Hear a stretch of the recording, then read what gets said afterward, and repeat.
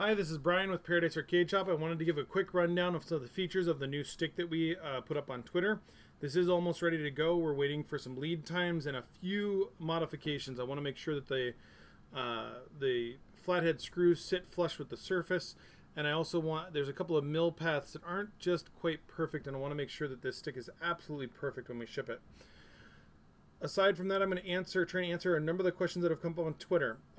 First of all, different button layouts. No, the plan is not to do different button layouts for the time being. The goal of the stick was to make it easily slide into a laptop bag, and so all of these buttons actually sit flush with the surface, so you can slide it in and it won't interfere. Could we do a stick that had keys at some point? It is possible, but typically the keys sit a little bit higher, and so they wouldn't sit flush when you push them into a bag. Doesn't fit what we're doing right now, and so for the foreseeable future, I would say no. The options that will exist when you buy this, you can get a clear case or a clear case. I was joking that it's kind of like the old Model A's. You could have them in any color you want as long as it's black. What we will offer as an option, the PCB will be black for now.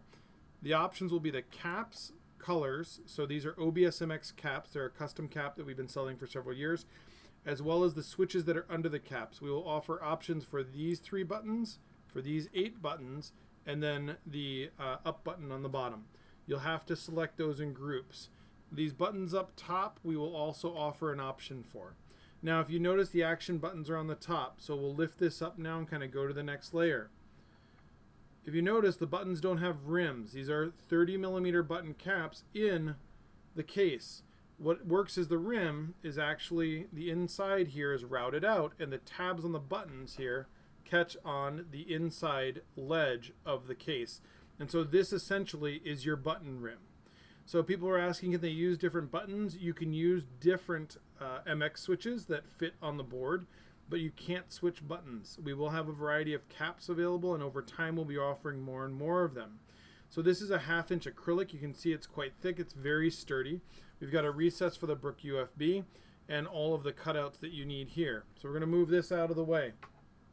Going to the next layer. It's a very thin layer, but it's a spacing layer.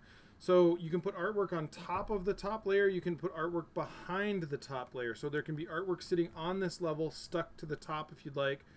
This is, for a number of reasons it's here. One thing is that it allows for this switch here that actually turns the top row off so that you don't have any errors in your execution. So if you're playing, you don't accidentally hit home or the PlayStation button. This also has a USB-C up here. So that spacer allows for these two to be kind of sitting underneath the flat 12-inch or 12mm top plexi.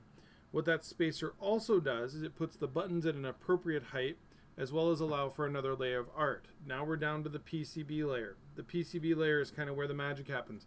There is no wiring. So a question was, how do we get the wiring in here? There is no wiring. All these traces are real.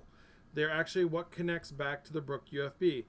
So you literally have no possibility of a disconnect. The switches are soldered to the board. Yes, they are soldered. We've had a number of complaints about hot swaps and different button types, so we decided that that we wanted performance, unapologetic performance on this.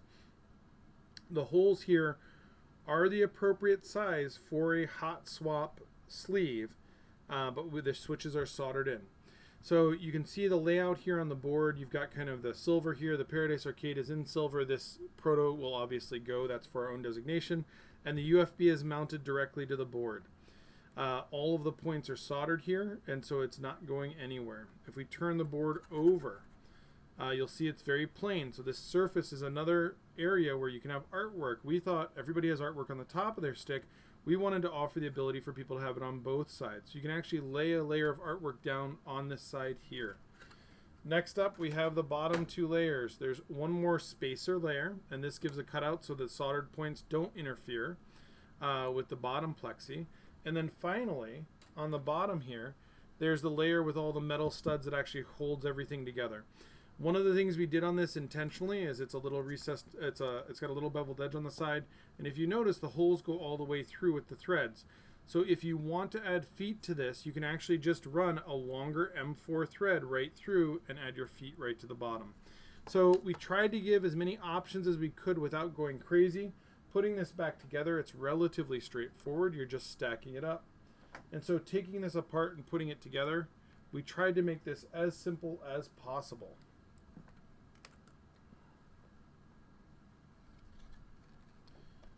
There you go.